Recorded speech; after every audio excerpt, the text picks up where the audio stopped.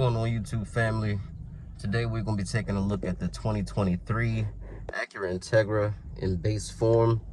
This is going to be a walk around. We're also going to go over the differences between the screen and other differences throughout the interiors. This one being a base, there is no available manual for this model. And honestly, I was thinking to myself, if they made this in manual, would I have just gotten the base? And sometimes I really wonder, would I have just gotten the base, because you still get sunroof standard, heated seats are standard. The only problem that would really aggravate me is the fact that you don't get XM satellite radio, which I think is sort of inexcusable, but that's just what it is. And then you also only get a single zone automatic climate control, and I do like the fact that mine is dual zone. You also get a just sort of like a storage tray down there instead of the wireless charger like mine, and then the seats are the full leatherette material instead of the sort of like microfiber suede. You also are going to be missing the 2-person memory. You'll be missing that 16 speaker ELS 3D studio system, and then you're also going to be missing the ambient lighting as well. Also, whenever you change the drive modes, nothing happens on this screen over here like mine. Only the gauges sort of do like a difference in color, which mine does as well, but it also shows up a Integra icon here in graphic. And then also no automatic wipers with this one. But really, for most people, you get all the adaptive cruise control, the lane keep assist, you know, with active steering. You get the sunroof, heated seats, automatic air conditioning. So for most people, this is pretty nice in base form. So I just really was going for the 6-speed manual, and the only way you can get that is obviously if you get the fully loaded A-Spec with tech package, or A-Spec Elite in Canadian markets. But back here, same space, all the dimensions are going to be the same. And actually, I don't mind the wheels that this car has. You also get blind spot monitoring, which is standard on the Integra no matter what, which is nice. So you do get some really nice features. And then this one, of course, being in black always looks good, especially when it's nice and clean.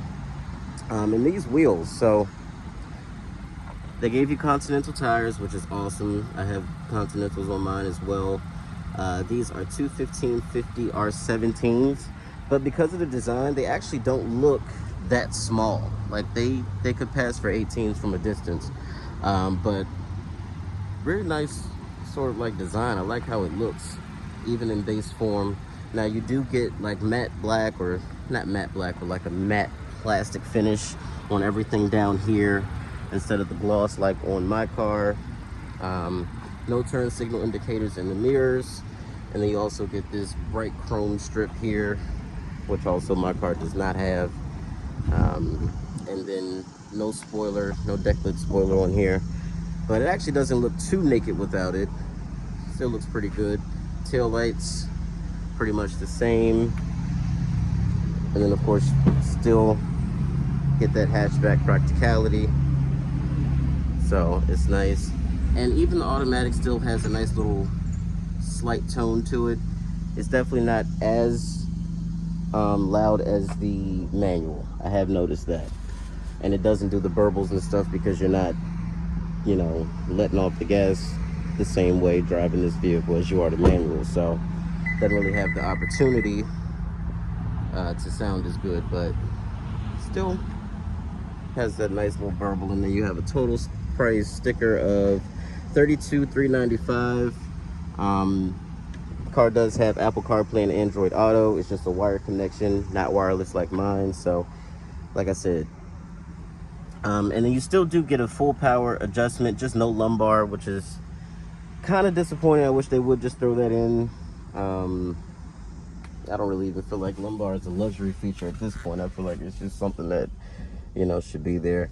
This is probably the biggest letdown of the interior. It's just this old looking outdated screen. So this huge bezel, and the screen stops here. So it's not my favorite design. And the buttons down, it's just for this to be a 2023, this is a letdown for me, and especially the fact that they didn't do the Sirius satellite radio. I think that's kind of, I just don't know why they wouldn't add that. But everything else, honestly, if you don't care because you're going to be using your phone, your Apple CarPlay, your Android Auto, if you have it Sirius on your phone, you can just use it there. Or if you have Pandora, whatever you use, it'll all work through here. So it's really not that big of a deal.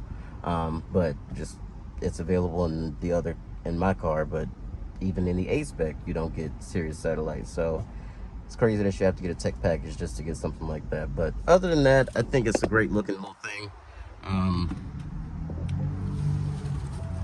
Good price, good value, great efficiency. Supposedly gets 1 more mile per gallon better than my car in base form. In A-Spec form, the automatic gets the same mileage as the manual on the highway. I think it's 1 better in the city. Other than that though, guys, just wanted to go over this vehicle real quick for you so you can see it. And I hope you enjoyed the video. Just make sure you guys like and subscribe. We're gonna have a lot more content coming, and stay tuned.